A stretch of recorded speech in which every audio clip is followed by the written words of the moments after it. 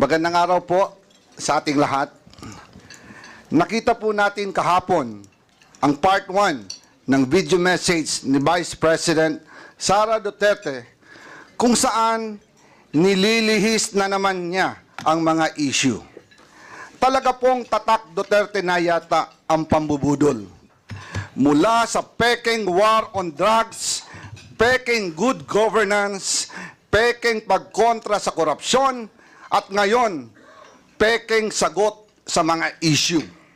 Una, simpleng tao lang daw siya, pero mahigit 400 bodyguards. Siya lang po ang kaisa-isang Vice President sa kasaysayan ng Pilipinas na may ganun kadaming security. May sarili pang Vice Presidential Security Group. Never happened in the history of the Philippines. Nag-iisa nga siyang humarap sa pagdinig ng Committee on Appropriations, pero sangkaterba naman ang bodyguard sa labas ng conference room. Humiling pa ng pagkain para sa 100 gwardiya na dala-dala niya at hindi naman kinain. Hindi po ba't pang-iinsulto at pag-aaksaya ito ng resources ng gobyerno? Pangalawa, sinasabi niya, hindi lang daw sanay ang ilang miyembro ng Kongreso na hindi makuha ang sagot na gusto nila. Karapatan at trabaho ng Kongreso ang pagbubusisi ng budget. Ang hindi niya pagsagot sa maayos na tanong at lalo pa ang hindi niya pagdalo sa hearing ngayon ay nagpapakita na kawalang respeto at paggalang sa mga kinatawan ng taong bayan. Hindi lang po kongresista ang winalanghiyan niya dito, kung hindi ang buong sambayanang Pilipinas. Tinatakpan niya ang hindi pagsagot sa tanong sa pamamagitan ng pag-iinsulto sa mga kongresista na ginawa lang naman ng kanilang mga trabaho. Gusto nila ang interbranch courtesy, pero siya mismo walang kortesiya sa Kongreso.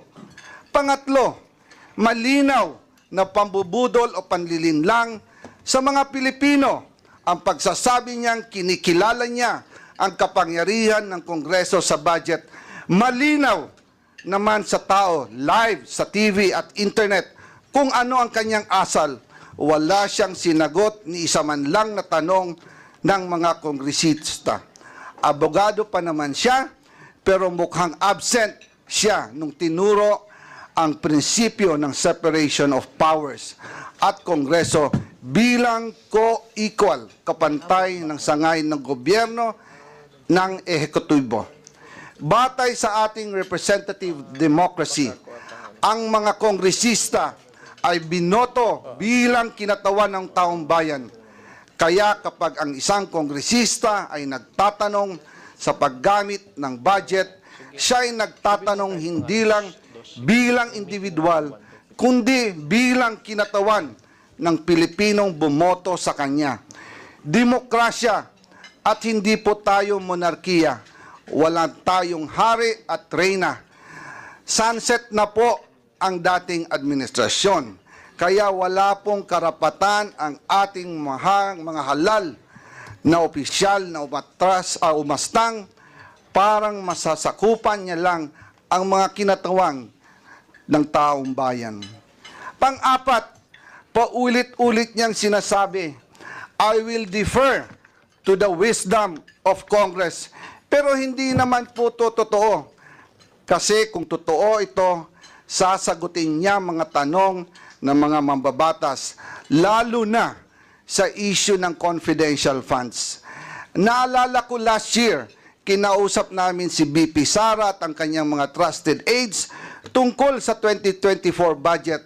Sinabi niya noong, ituloy niyo yan, meaning yung confidential funds, dahil kaya niya daw ito i-justify. Mabuti na lang at hindi namin itinuloy. Kung hindi, magsisisi kami dahil ang pondo ng taong bayan ang pinag-uusapan dito At tandaan, COA at hindi Kongreso ang nagsasabing mali ang paggamit ng 73 million sa 125 million confidential funds na ginamit lang sa loob ng 11 days. Talo pa po dito ang pondo ng Napoles Fund na gamit ng 60 days. Ito po, 11 days lang. And ngayon, bibigyan pa ba natin siya ng 2 billion na pang gagastos daw sa mahihirap? Ibigay po natin to sa tamang ahensya. Huwag po nating ayahan na waldasin na naman ang kahit pisong sintimo na dapat natin bantayan. Politika daw ang dahilan ng umano'y panggigipit sa kanya ng Kongreso. Nanunood kaya siya ng budget hearings? Nakikita niya kaya kung gaano kahaba at katagal ang pandinig at mga questions and answers na kinakaharap ng iba't ibang ahensya ng pamahalaan para i-justify ang kanilang budget? Why should the OBP be any different? Especially napakagaling magwaldas, maglakwatsa at mangurakot. Malinaw, diversionary tactic ang video message ni BP Sara. Tulad ng tatay niya, gusto niyang ilihis ang usapin sa tunay ng isyong kinakaharap niya. Ayaw niya kasing magpaliwanag. 125 million confidential funds spent in 11 days at nagsabi mismo ang COA na mali ang paggastos nito. Kung bakit kulelat ang mga batang Pilipino sa math and science sa ilalim ng panunungkulan niya bilang DepEd Secretary. Kung bakit sirang gatas, may insekto at inaamag na Nutriban ang pinamimigay sa mga mag-aaral. Kung bakit malala ang korupsyon sa DepEd at palpak ang kanyang panunungkulan dahil tamad at hindi siya pumapasok kahit minsan sa Department of Education. At higit sa lahat, kung bakit sa gitna ng lahat na kapalpakan at katiwalian, ito ay dapat siyang pagkatiwalaan pa ng 2 billion sa 2025. Briefing suspended. Hearing is hereby resumed. Okay, so the chair now recognizes the Honorable Zia Adyong. Thank you, Madam Chair.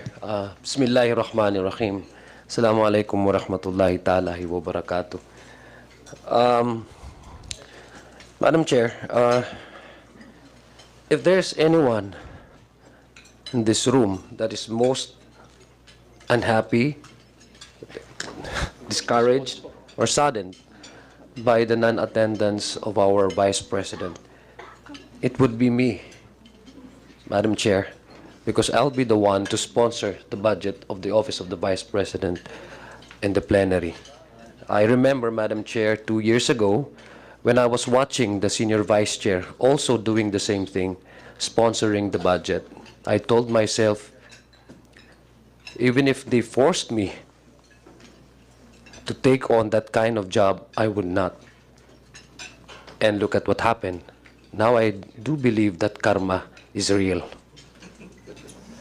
Madam Chair, at the start of the proceeding, since last week, from the moment I was assigned this budget that I would sponsor the Office of the Vice President, I decided, Madam Chair, to sit down, listen, and just understand where the members of this committee are coming from. Basically, I want to listen to both the members and as well as the position of the proponent, in this case, the Vice President herself. I decided, Madam Chair, to keep my peace all this time because I believe that through the exchanges of the members with the responses of the Vice President, I would be able to equip with the information, the data that I need, equip me with all the necessary information and updates and inputs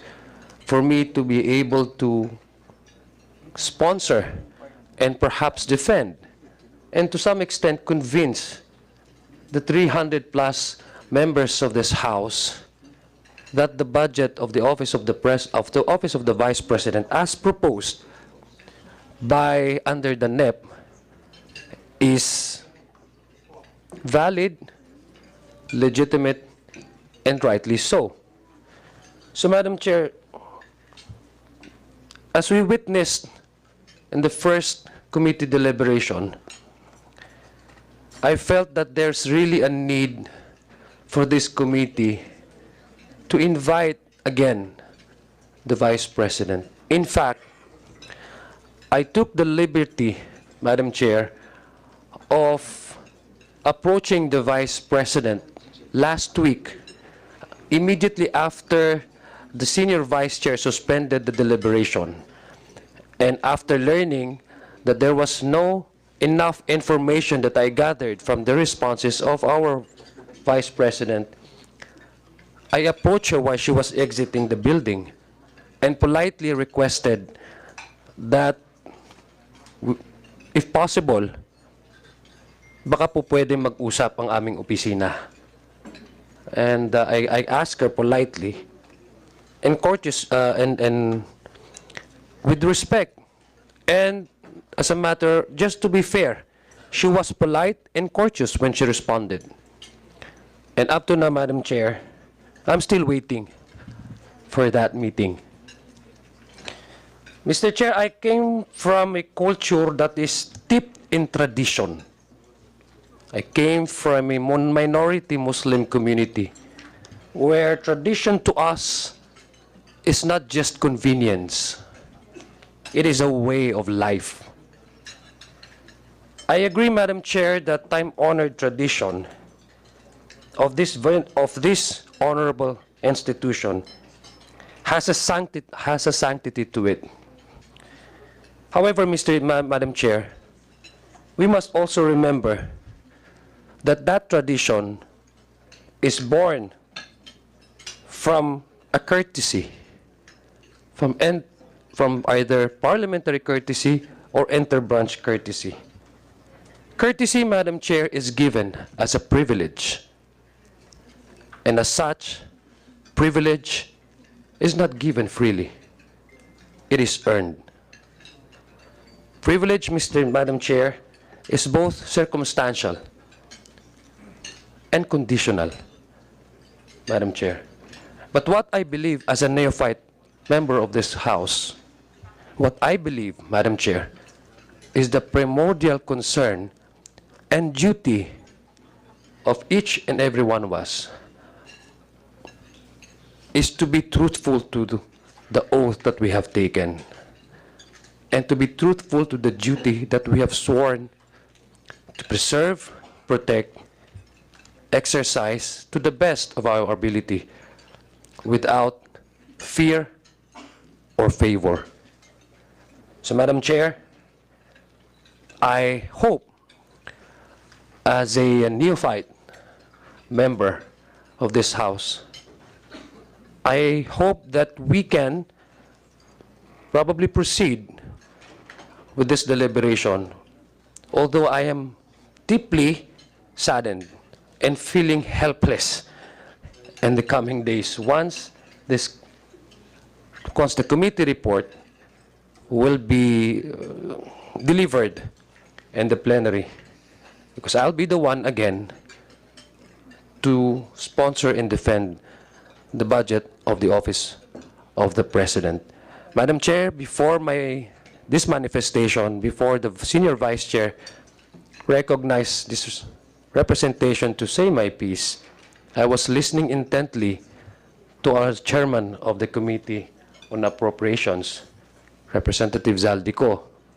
And I also happened to watch a clip of that video, the interview of the Vice President.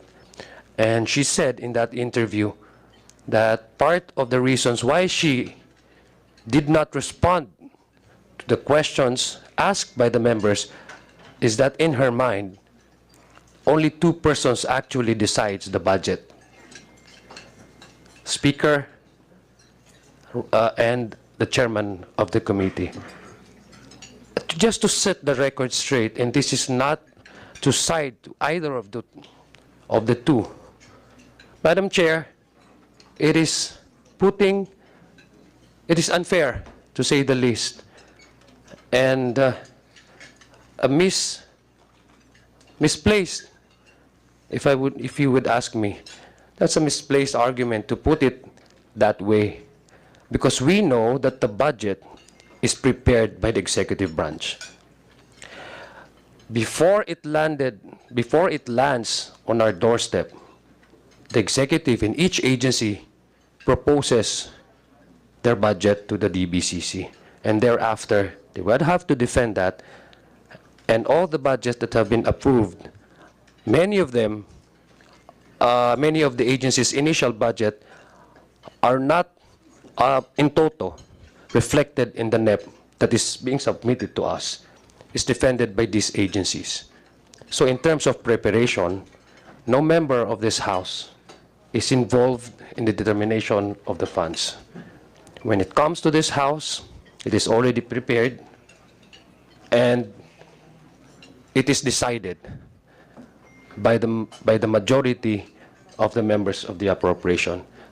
To assign such power to two single persons is, to me, is unimaginable and unreal.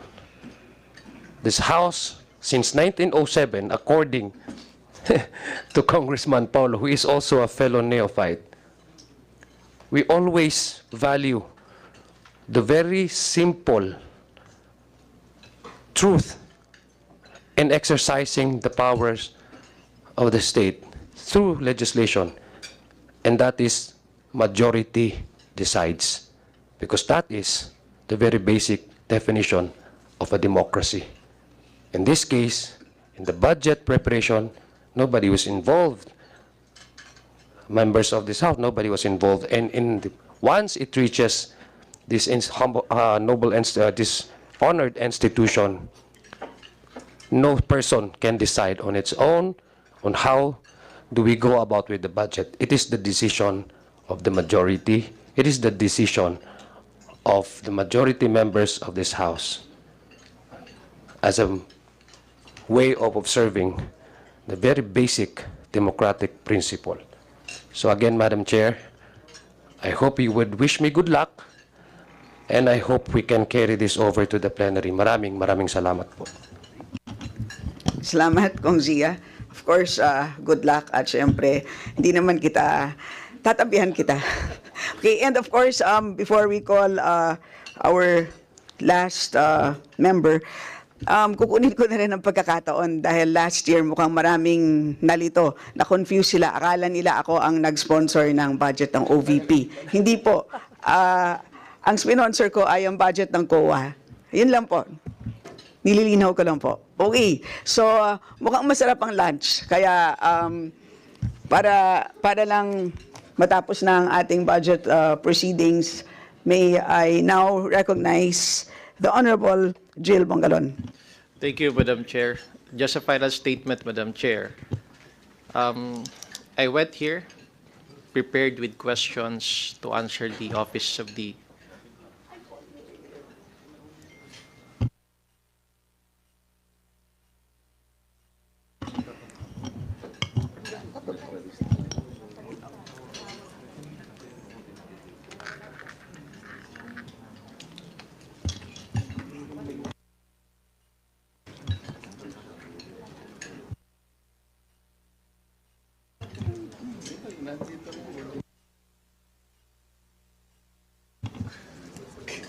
Okay, so let me withdraw that and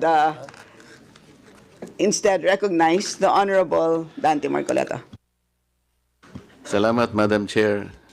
Pasensya na kasi nahuli ako nung tinawag mo ako, napaparating pa lang ako. So anyway, nandito na po ako. So I think I can still use my time, Madam Chair. Madam Chair, judging from the volumes of questions to the Office of the Vice President during the first hearing, I presume, Madam Chair, that considering that those questions originated from the 2022 budget, am I correct to presume, Madam Chair, that the budget of the Vice President in 2022 or the utilization of those budgets were subjected to a notice of disallowance?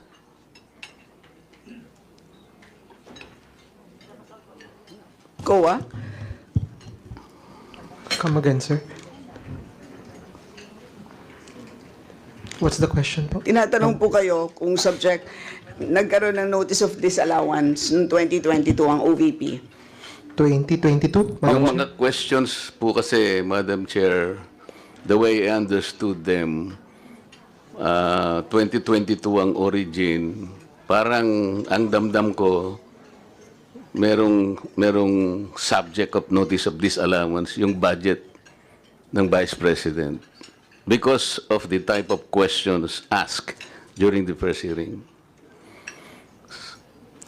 Madam Chair, for the 2023, we have not yet... 22. 22. Kasi nagsimula doon ng mga questions, di ba?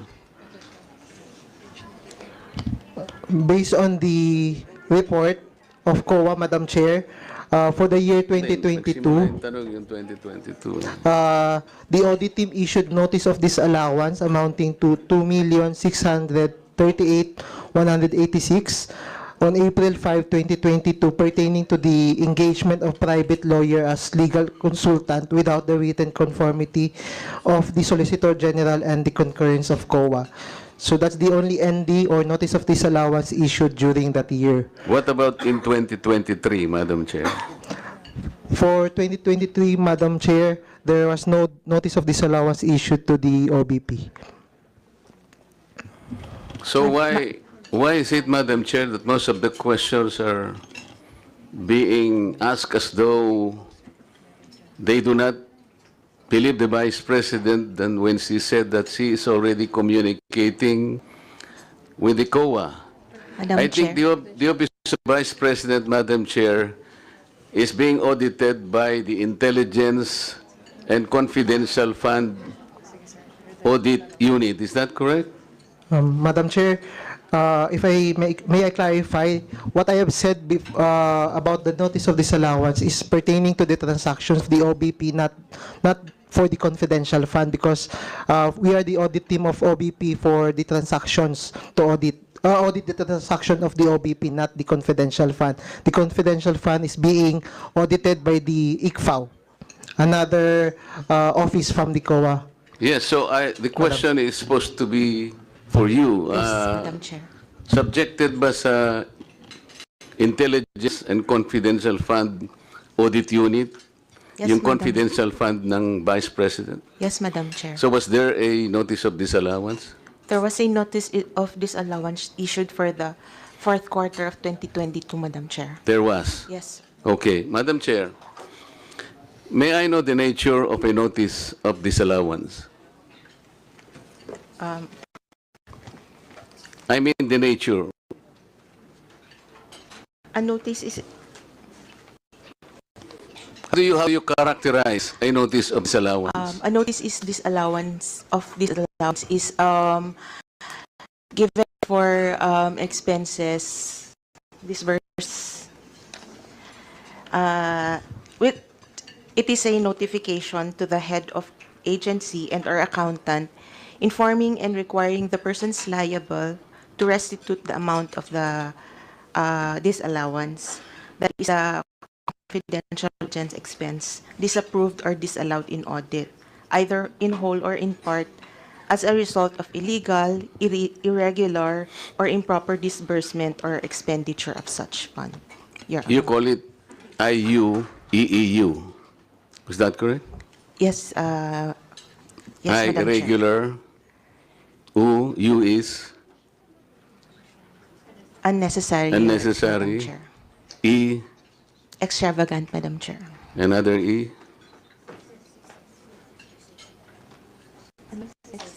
Excessive po.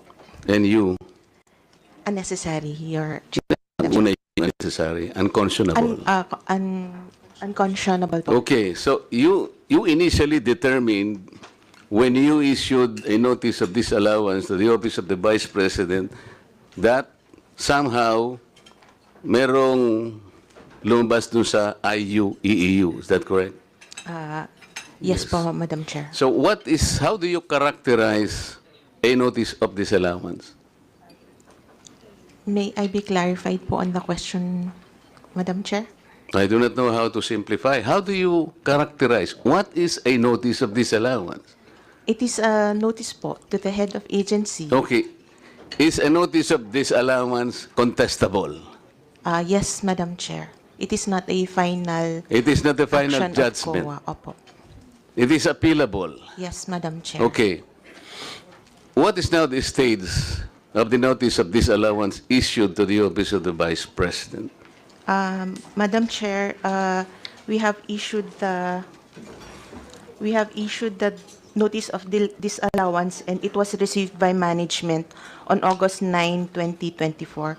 So they still have 6 months po, or 180 days Correct. to appeal po the And disallowance. they are supposed to reply yet. Yes po. You will have to give them the opportunity to make a reply. That is correct To po, explain Madam Chair. Yes po, Madam how Chair.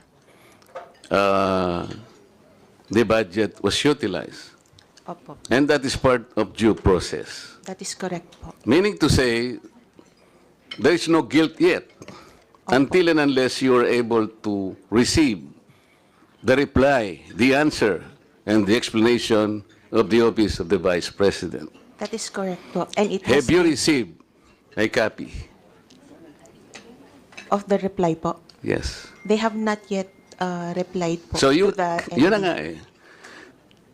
As part of the due process is notice. Then the Vice President will submit to you an answer explaining, detailing how the budget was utilized. And you will receive that Madam in due Chair. time. Madam Chair, if it is already a notice of disallowance, their remedy would be to appeal the notice of disallowance po. Madam, ang sinasabi ko, wala pa nga eh. It is yet to be sent to your office. Is that correct? Wala pa siyang reply. Yun nga po, hindi po reply ang remedy nila to the notice of disallowance, but an Ano po appeal. dapat? An appeal to the notice of disallowance. Well, wag mo na nga. It's an appeal.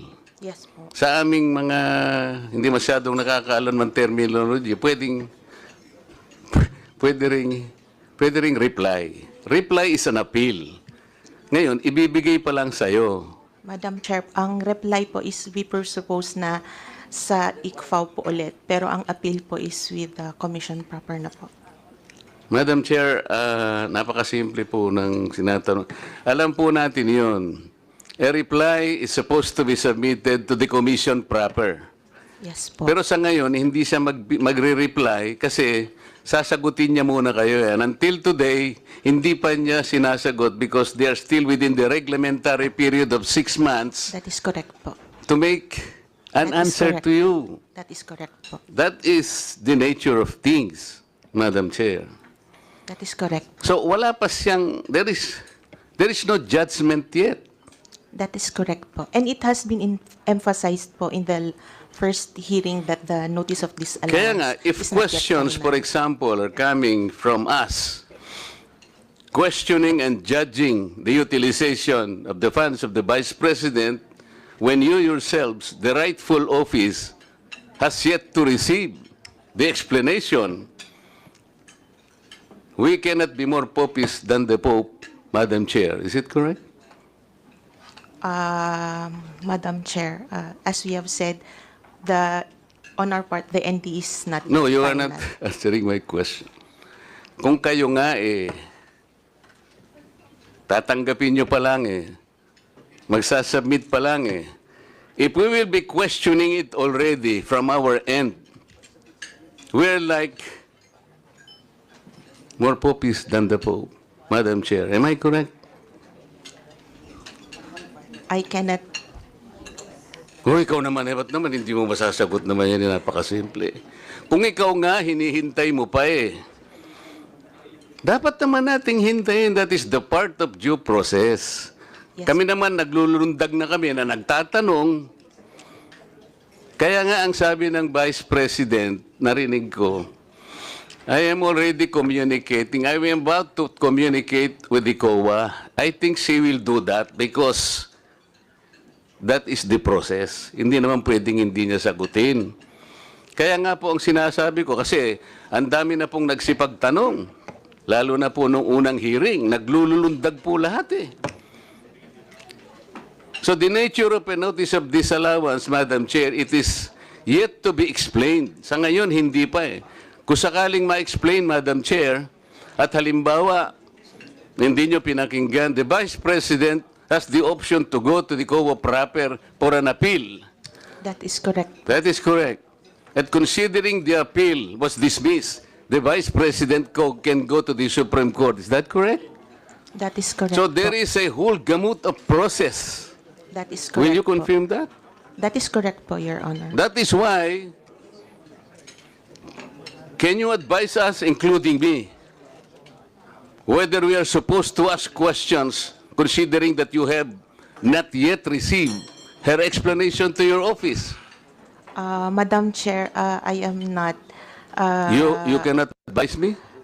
We are not in a position to know the power or the prerogatives of the No, House of I am Representatives. telling you already. I am telling you already because we're supposed to ask questions on the budget of the Vice President.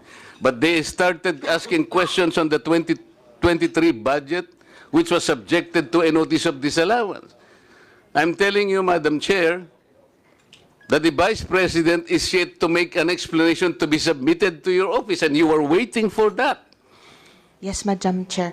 Correct. That's why when we were subpoenaed, we explicitly Oo nga. mentioned that So, these are not yet. Tama ba kung final. magtanong na ng magtanong ngayon habang ikaw ay hindi mo pa nare-receive kung ano yung sagot niya?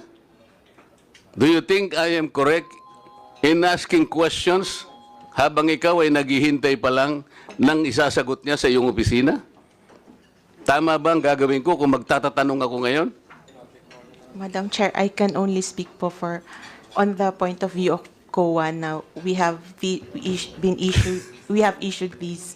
In the end, it's still subject to appeal. Kindly wrap up. Maraming salamat, Madam Chair. Right? Salamat. Next. Quick interjection, Madam Chair. Just a quick one. Proceed. Maybe ask the representative of COA, did I hear it right, that the Vice President's office has not yet sent a reply about the notice of disallowance? Not yet, Madam Chair, because as we have replied, their remedy is either to settle the disallowance or to file their appeal. So there was no there was no official communication yet from the office of the Vice President in reference to the observations of the Commission on Audit.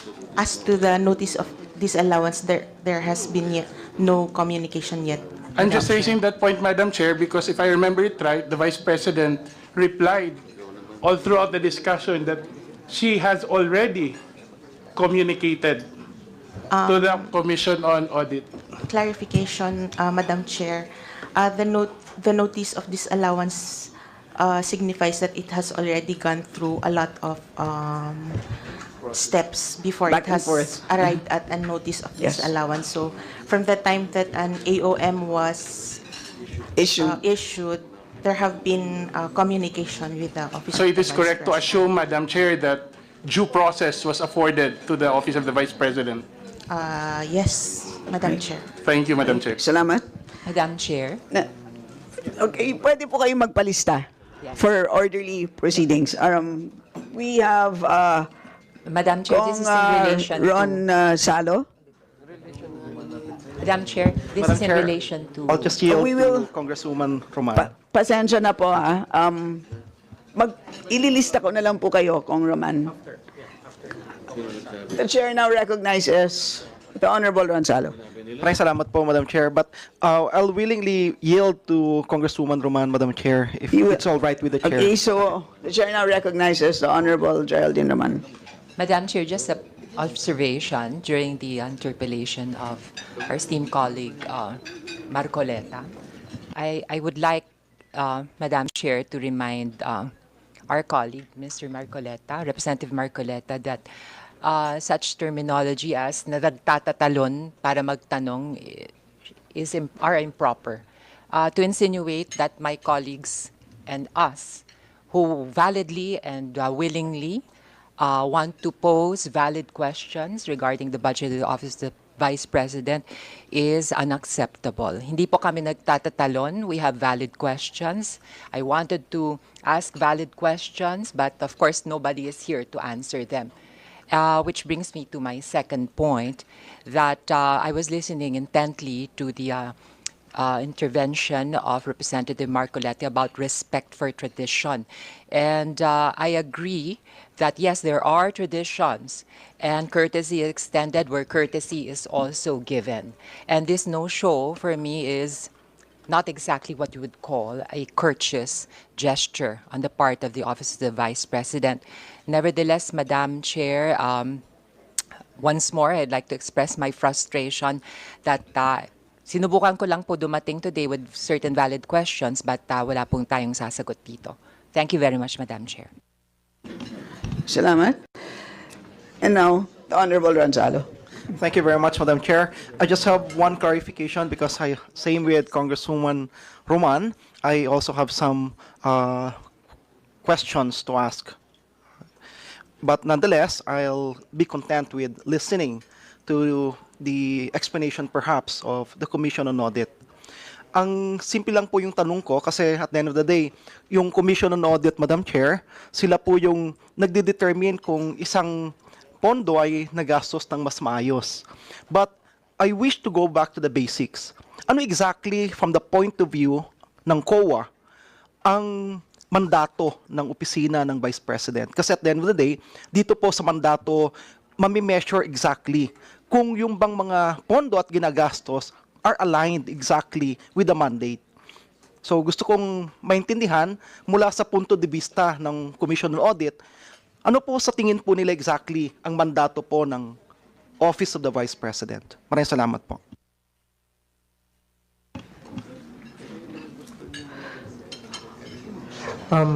Madam Chair, as I mentioned earlier po, the mandate of the OBP is, one of the mandate of the OBP is committed to the service of the nation, which perform executive, ceremonial, and advocacy functions to improve the lives of the Filipino people. That's why some of social services were implemented, or programs for social services are proposed. Maraming salamat po, Madam Chair. Follow-up question.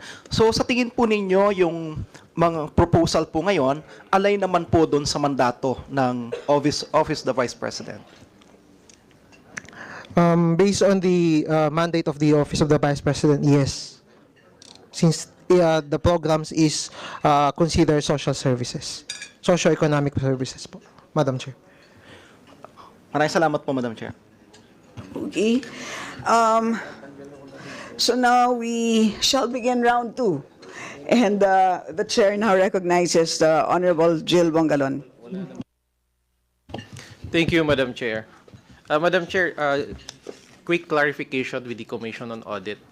Pwede ko po ba malaman kung nagsumiti po ng liquidation report ang ating pong Vice Presidente patungkol po doon sa confidential funds? What period po, Madam Chair? 2023. 2023. I'm sorry, 2022. Yes po, Madam Chair. May I know when did the Office of the Vice President submit the liquidation report?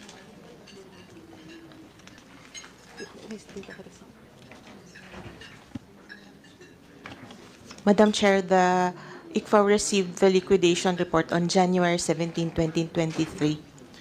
May I know from the Commission on Audit if the submission was filed on time? There is a slight issue on the provisions of the joint circular, because while the joint circular says that all liquidations must be all cash advances must be liquidated at year-end. There's also a provision that allows the submission of the liquidation within 30 days from the end of the quarter, Madam So, Chair. what is the answer to my question? Was it submitted on time? So as far as we have determined before, they have submitted it on time since it was within the 30-day. All right. So after the submission that you have mentioned, made sometime in January of 2023, is that the last submission of the liquidation report that the Office of the Vice President submit? Are there any other submissions made by the Office of the Vice President?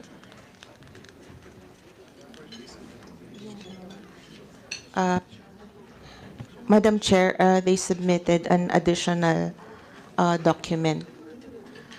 When did the Office of the Vice President submit the additional document, for the record, Madam Chair? Is that in the nature of liquidation report also?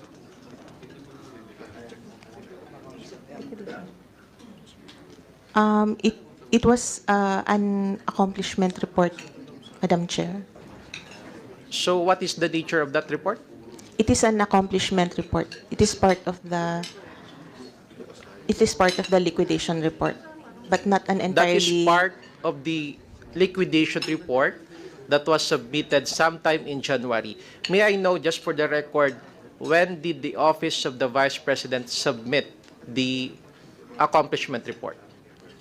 The initial submission was on January 17, and the submission on September 18 was an amendment to the accomplishment report. So in other words, binigyan po ng pagkakataon ang opisina po ng ating Vice Presidente na magpaliwanag dito po sa kanyang liquidation report. Since we have not yet issued an AOM at that point, actually it would have been one of the findings, but then they were able to submit the accomplishment report po, So Madam Chair. sa madaling salita, Madam Chair, nagkaroon ng maraming pagkakataon ang opisina po ng Vice Presidente na magpaliwanag dito po sa kanyang liquidation report. Yes, Madam Chair. So would that be amount to observance of due process on the part of the Commission on Audit? I would think so, Madam Chair, since they have received our initial audit actions, which have led to the issuance of the notice of disallowance, Madam Chair. Would that be all? Yeah, that would be all, Madam Chair. Okay. The Honorable Zia Diong. Thank you. Thank you very much. I just want to understand po, because I was following the exchanges and the questions of Congressman Jill Bungalon. So prior to issuing the notice of disallowance, there was a process and steps that you require for the the Office of the OVP to respond.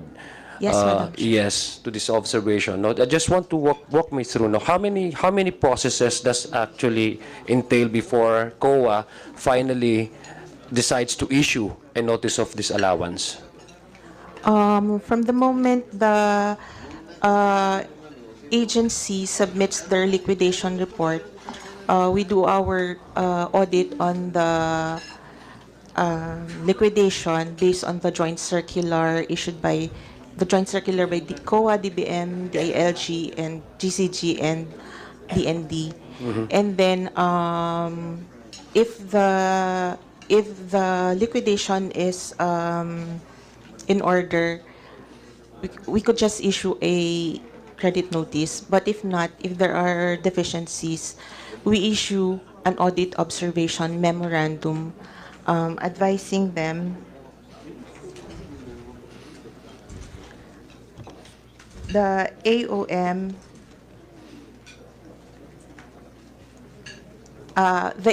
would then have to be replied to by the agency head within 15 days, and then if they comply with the AOM, again, if the AOM is sufficient, the liquidation is passed in audit. However, if we can still find deficiencies in the compliance, we usually issue the notice of suspension. Again, And after the notice of suspension, there's another series There of is- requests that you want for a specific Yes. agency to submit to you. yes, Madam Right. So Chair. what's now the process after So- that notice of Notice of suspension, Okay. Madam Chair. So first, there's the ano yun? Yung term mo, AOM, yung Audit Observation Memorandum, Madam Okay, Chair. so there's a series of requests, documents for them to comply, and after scrutinizing, maybe, no, they examine the documents, whether these documents comply with the circular, joint circular. Then, if there are deficiencies, then you proceed with the issuance Notice of suspension. suspension. And then the issue of suspension, notice of suspension, issue of suspension. Notice of Notice of suspension, suspension. Madam Chair. Then again, it would have a series of processes na naman. You request the agency to submit certain ano. So that's the second stage, right? Yes, Madam Okay, Chair. so can you please expound on that? So what are in details perhaps? Sorry, Madam Chair, I just want to really understand the process of COA. So, okay. Madam Chair, from the moment they give us the reply to the notice of suspension, we evaluate the compliance. And then again, if it passes if it is sufficient, it will be passed in audit. Otherwise, the notice of disallowance will be issued. So that's the last That is stage. the last, Okay, so Madam Chair. makatwid, Madam Chair, it's very clear na in terms of scrutinizing, in terms of the steps needed para yung ahensya po ay makapagsumite ng mga dokumento na nagsasabing nandoon sa within the criteria, within the parameters allowed by COA na nagasta yung gastusin, no? Ay saka sila magbibigay ng mga notice of suspension. Ibig sabihin sa makatwid, pag ikaw ay na-issuean ng notice of disallowance, ibig sabihin, doon sa proseso na yon, wala yung nasubmit mo na dokumento ay hindi sapat para sabihin na compliant yung lahat ng pinaggagastasan mo ng pera na yon na naibigay sa'yo ng gobyerno, no? Galing sa Kaban-Labayan. So, yun lang po ang mga gusto kong maintindihan. Maraming salamat po, Madam Chair. And thank you, COA, for the responses. Thank you. All right, salamat. All right, and so there are no more Madam Chair? members. Yes, Very Yes. quick manifestation only please proceed. to the interpellation of the Honorable Marcoleta. It is my understanding that he's questioning the position of COA for disclosing the notice of disallowance, considering that the OVP has not yet filed its answer.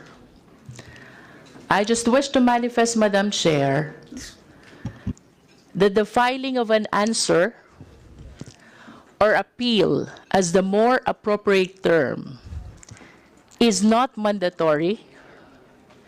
Instead, it is the discretion of the OVP. As a matter of fact, if the OVP fails to file an appeal, it renders the disallowance final and executory. Otherwise, if they file an appeal, there's a possibility for reversal.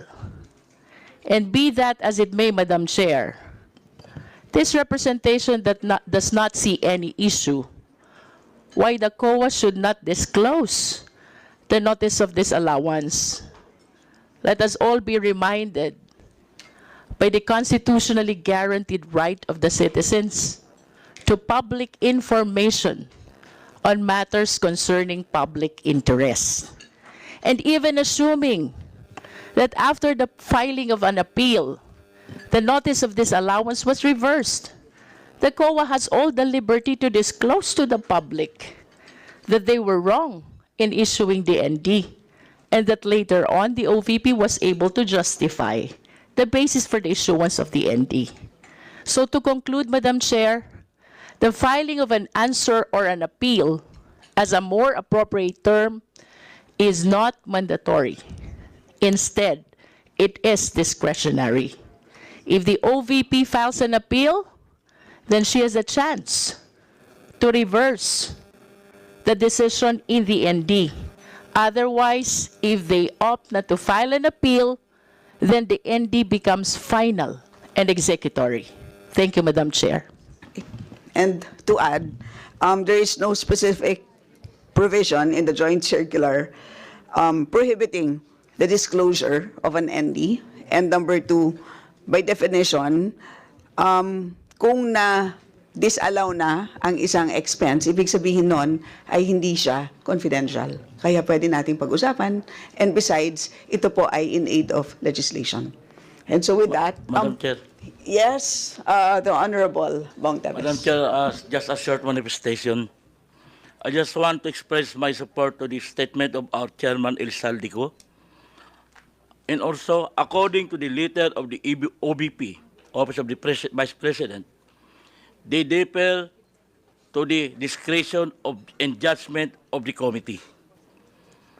Nasa atin na po ang bola. Therefore, given the circumstances, I encourage my fellow colleagues to do the right things. Nakita natin ang unexplained notice ng COA sa Office of Vice President. At kanina, yung overpriced rental ng offices ng Office of Vice President. Let us consider this in passing the budget of the OVP at the proper time. At isa pa, gusto ko pong ipaliwanag yung sinabi ni Congressman Marcoleta. Ang lahat po na sinasabi niya kanina ay tinanong na natin nung first hearing. Pero hindi naman po sinasagot ng tama ni Vice President Sara. Ngayon, wala pa siya. Paano niya masasagot kung wala siya? Kaya bilang pagbabastos din sa atin, siguro napakapangit tingnan, siguro tayo na po ang magusga para sa budget ng Office of the Vice President. Thank you very much. Salamat.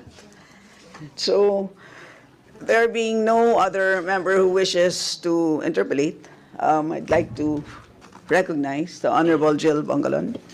Thank you, Madam Chair. Madam Chair, as a final statement, I wish to express my frustrations because I went here with questions. I am totally prepared because I was not able to ask questions during the last budget hearing.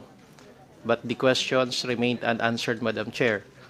What is more frustrating, Madam Chair, is that we have a Vice President na nagpa-interview pa po kahapon at ngayon po no-show siya sa budget hearing ng kanyang pong proposed budget for the fiscal year 2025. Ang kine-question ko po dito, Madam Chair, is yung importansya ng pag-a-attend at pag-scrutinize ng budget. I hope in the next year and in the next generation ay hindi na po ito pamarisan at hindi po mangyari sa mga susunod na taon. Another thing, Madam Chair, with the responses from the Commission on Audit, what is apparent is that common in internal bureaucracy that the efforts to streamline the operations were measured but still insufficient. Sa madaling salita po, Madam Chair, nagtayo po ng sariling burokrasya ang ating opisina ng Vice Presidente. Pero tinimbang, ngunit kulang ng Commission on Audit. Having said that, Madam Chair, I move that we defer the deliberation. I move that we defer the termination of the deliberation of the proposed budget of the Office of the Vice President subject to conditions either number one, reduce the proposed budget of the Office of the Vice President, and number two, place the certain funds on hold until further discussions are held. I so move, Madam Chair. There's a motion. Do I hear a second? Second. Right, so duly seconded. Hearing no objection, The motion is carried. Right? So maraming salamat sa ating mga resource persons. Madam Chair, I move that we adjourn the budget hearing. I so move. Right?